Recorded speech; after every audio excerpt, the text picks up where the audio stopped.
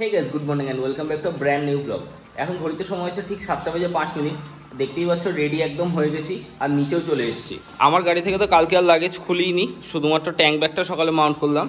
আর দাদারা এখানে বাইকে লাগেজ মাউন্ট করছে। তো লাগেজ মাউন্ট হয়ে গেলে আমরা এখান থেকে বেরিয়ে পড়বো। আর লাস্ট এপিসোড যারা দেখেছে তারা তো অলরেডি জানোই যে আমরা এসে পৌঁছেছিলাম নেপালের ইটাহারি বলে একটা জায়গায়, যেখান থেকে বর্ডারের ডিস্টেন্স হচ্ছে অনলি 95 কিলোমিটার। তো এখন বেরোবো, আগে ফুয়েল আপ করতে হবে। দাদাদের গাড়িতে একদমই তেল নেই, তো ফুয়েল আপ করে নিয়ে আমরা কিন্তু এগোবো বর্ডারের দিকে। তো চলো আজকে কোন রাস্তা দিয়ে যাবো সেগুলো সব তোমাদেরকে বলছি মোটো ব্লগিং সেটআপে। সো গাইজ, এখন ঘড়িতে সময় হচ্ছে ইন্ডিয়ান টাইম অনুযায়ী 7:14 আর কিলোমিটার হচ্ছে 27,339। এখন বেরোচ্ছি ইটাহারির এই হোটেল থেকে। আর ফার্স্ট যাবো যেমনটা তোমাদের বললাম পেট্রোল পাম্পে। চলো, এই সামনেই হচ্ছে মেন রোড, এখান থেকে জাস্ট বাঁ দিকে বললো 200 মিটার গেলেই পেয়ে যাবো পেট্রোল পাম্প। তো আগে গিয়ে রিফিলটা করে নিই, দেন আবার ইউটার্ন নিয়ে ওদিক দিয়ে এগোবো হচ্ছে সোজা পানি ট্যাঙ্কি চেকপোস্টের দিকে। আর আমার গাড়িতে এখনও 3 দাগ তেল রয়েছে, সেই কারণে আমি এখন আর রিফিল করবো না, আমি একবার ইন্ডিয়ায় ঢুকে ফুয়েল আপ করে নেবো। গাইজ, এটাই হচ্ছে ইটাহারির মোড়। দাদাদের ফুল ট্যাঙ্কিও করা হয়ে গেছে। এখন আমরা কিন্তু এগোচ্ছি বর্ডারের দিকে, মানে পানি ট্যাঙ্কির দিকে। আর পানি ট্যাঙ্কিটা হচ্ছে আমাদের ইন্ডিয়ার দিকের বর্ডার, আর নেপালের দিকের বর্ডার হচ্ছে কাকরভিটা। আর আজকে জার্নির ব্যাপারে তোমাদের ছোট করে একটু বলে দিই। এখন ইটাহারি থেকে বেরিয়ে আমরা ফার্স্ট যাবো হচ্ছে কাকরভিটা ক্রস করে পানি ট্যাঙ্কি বর্ডার ক্রস করব, করে স্ট্রেট ধরবো হচ্ছে NH-34। দেন NH-34 ধরে একদম স্ট্রেট কন্টিনিউ করব মালদা, বহরমপুর, কৃষ্ণনগর সমস্ত কিছু ক্রস করে মধ্যমগ্রাম, বারাসাত হয়ে আমরা কিন্তু পৌঁছাবো আমাদের বাড়ি আগরপাড়ার দিকে।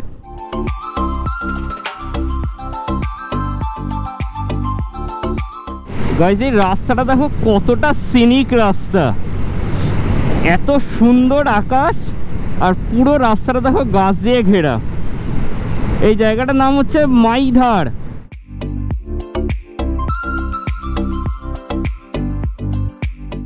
গাইজ দেখো ফাইনালি এখানে কিন্তু এসে গেছে কলকাতার মাইলস্টোন, যেটার কিলোমিটার হচ্ছে 568। আর আমরা এখন এখানটা একটু দাঁড়াবো, যেটুকু মানি আছে ওটুকু এক্সচেঞ্জ করে নিতে হবে। তো চলো এই কাজগুলো সেরে নিয়ে আবার ব্যাক করছি। So guys, finally it's time to say good bye Nepal.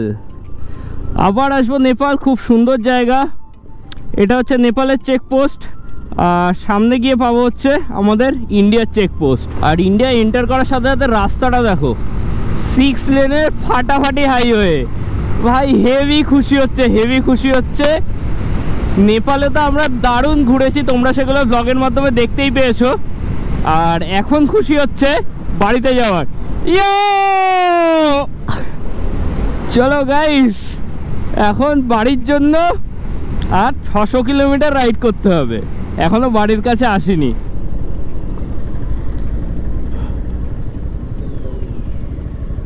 তোমাদের দেখালাম ইন্ডিয়ার বর্ডার পর্যন্ত গেলাম, তারপরেও কিন্তু আমাদের ইন্ডিয়া ঢুকতে দিল না, আবার ঘুরিয়ে দিল, বলছে তোমাদের নেপাল যেতে হবে।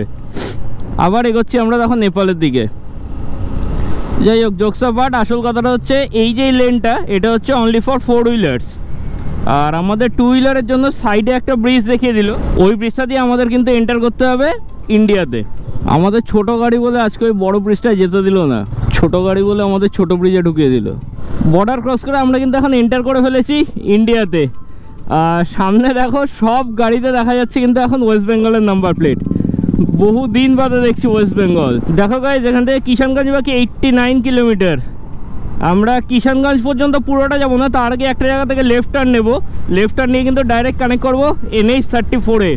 বাদিকে দেখো আমাদের নর্থ বেঙ্গলের ফেমাস চায়ের বাগান, অসাধারণ। গাইজ, এখন সময় হয়েছে 10:48। আর সকাল সকাল দেখো গ্রাম বাংলার বিউটি। এই জায়গাটার নাম হচ্ছে খয়ের বাড়ি, এখান থেকে ঘোষপুকুর আর বাকি 9 কিলোমিটার মতো।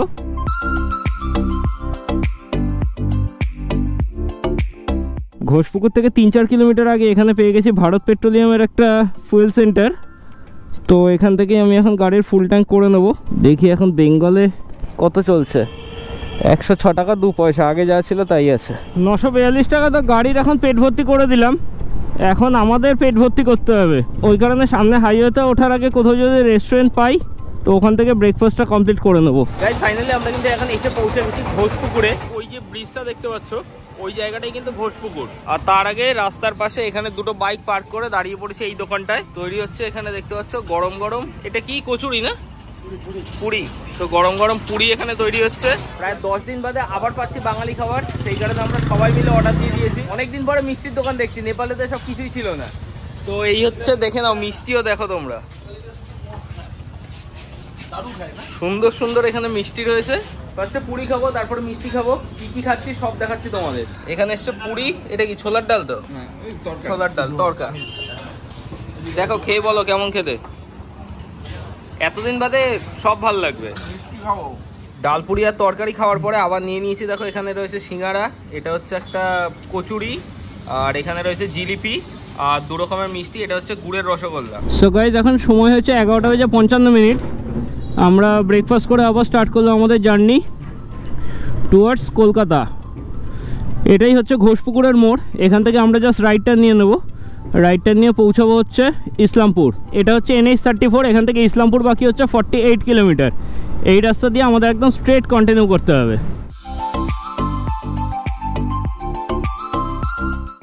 ইন্ডিয়ায় চলে এলাম, বাট ফার্স্ট টোল পেলাম হচ্ছে ওয়েস্ট বেঙ্গলের। এটা হচ্ছে আজকের দিনের আমাদের ফার্স্ট টোল প্লাজা, পশ্চিম মাদারটি টোল প্লাজা।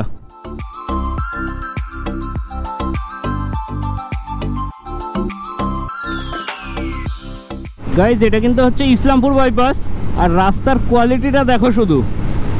তোমরা যারা অনেক দিন ধরে আমার চ্যানেলের সাথে জুড়ে রয়েছো তারা তো জানোই, আমি কিন্তু 4 বার, মানে গেছি 4 বার, এসছি 4 বার, টোটাল 8 বার আমার এই রাস্তায় রাইড করা হয়ে গেছে। আর এটা কিন্তু আমার মানে একদম ফেভারিট একটা রাস্তা। কলকাতা টু শিলিগুড়ির জার্নি আমার কাছে সব সময়ের জন্য ফেভারিট।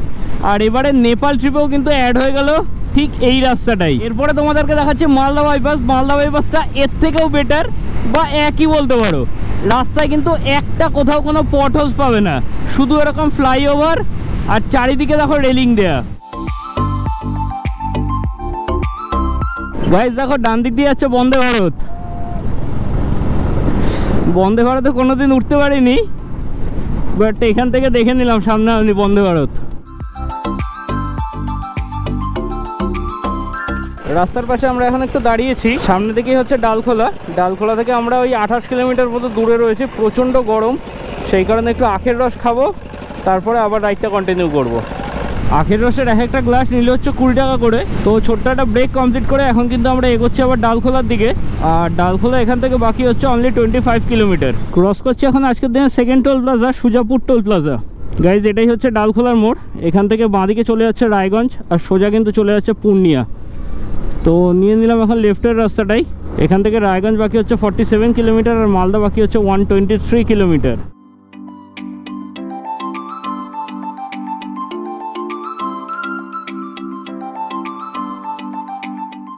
জায়গাটা দেখে তোমরা যদি কেউ বুঝতে পারো তাহলে কমেন্ট করে জানাও। রায়গঞ্জ বাইপাসটা এখনও ওপেন হয়নি, ওই কারণে সিটির ভেতর দিয়ে আমাদের এখন যেতে হচ্ছে। সামনে গেলে পাবো রায়গঞ্জের রেলগেট। রেলগেটটা ক্রস করেও আবার কন্টিনিউ করতে হবে একদম স্ট্রেট, তাহলে পৌঁছাবো কিন্তু মালদায়। সো গাইজ এখন ঘড়িতে সময় হচ্ছে 3:42। আর পাপ্পুদা, সোমেনদা এই পেছনে পেট্রোল পাম্পটা ঢুকেছে, ওরা আসছে। তো এখানে দেখা হয়ে গেলে ভাইয়ের সাথে হাই করে দাও ক্যামেরায়। নাম বলে দাও তোমার। হ্যাঁ আচ্ছা ঠিক আছে, ভালো মতন যাবেন। চলো টাটা।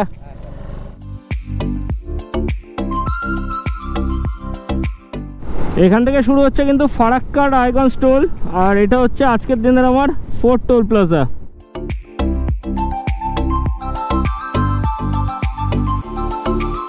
গাইজ এখন কিন্তু আমি এসে পৌঁছে গেছি ফারাক্কা ব্যারেজের সামনে, বাট ব্যারেজের আগে থেকেই দেখো জ্যাম শুরু হয়ে গেছে।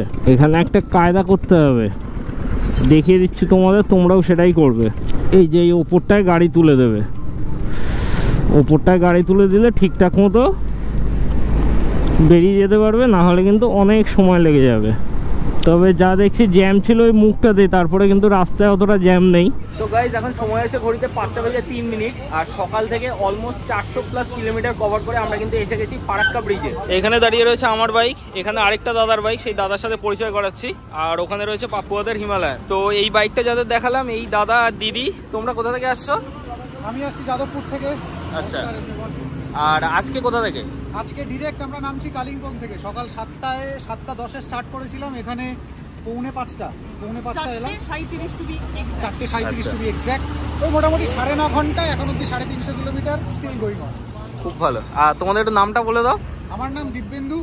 আর দিদির নাম? আচ্ছা, তো আমাদের তোমাদের একটা কি ছোট্ট ইউটিউব চ্যানেল আছে, সেই চ্যানেলের নাম ভয়েজার বাঙালি। দয়া করে সেটাকে সাবস্ক্রাইব করবেন। চেষ্টা করছি অল্প বিস্তর ছোট ছোট এরকম থ্রিলিং অ্যাডভেঞ্চারাস রাইড করার। খুব ভালো, খুব ভালো। আর এখানে আমরা অর্ডার করেছি অমলেট না নাকি ব্রেড টোস্ট? Bread toast. তো এখন ব্রেড টোস্ট খাবো, কারণ সকালবেলা সেই খেয়েছিলাম, তারপরে এখন একটুখানি খাবো। খেয়ে দিয়ে নিয়ে বেরিয়ে একবারে আবার তোমাদের সাথে কথা হচ্ছে মোটো ব্লগিং সেট আপে। সো গাইজ আবার বেরিয়ে পড়লাম এখন বাইক নিয়ে। এখান থেকে স্ট্রেট এগোবো হচ্ছে বহরমপুর, দেন বহরমপুর ক্রস করে কৃষ্ণনগর, বারাসাত, মধ্যমগ্রাম হয়ে পৌঁছাবো হচ্ছে আগরপাড়ায়।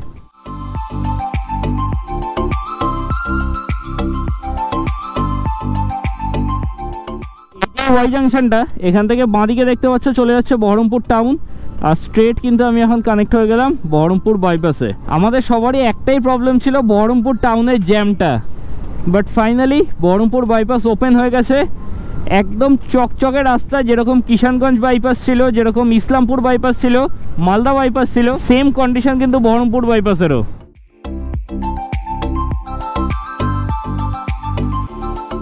জাস্ট না ক্রস করলাম আমরা বেলডাঙ্গা, আর তারপরে রাস্তার অবস্থা দেখো।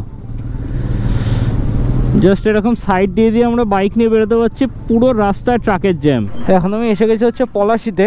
পলাশির এই ভারত পেট্রোলিয়াম থেকে ফুল ট্যাঙ্ক করে এখানে পেট্রোলের দাম হচ্ছে 107.69। পলাশি থেকে ফুল ট্যাঙ্ক করে নিলাম, আর এখানে ফুল ট্যাঙ্ক করতে আমার খরচা বললো হচ্ছে 940 টাকা।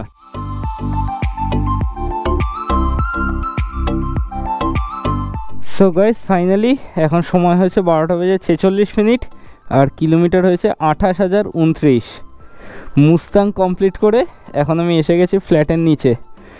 ভীষণভাবে টায়ার্ড, আগে রুমে যাই, তারপরে আবার কথা বলছি তোমাদের সাথে।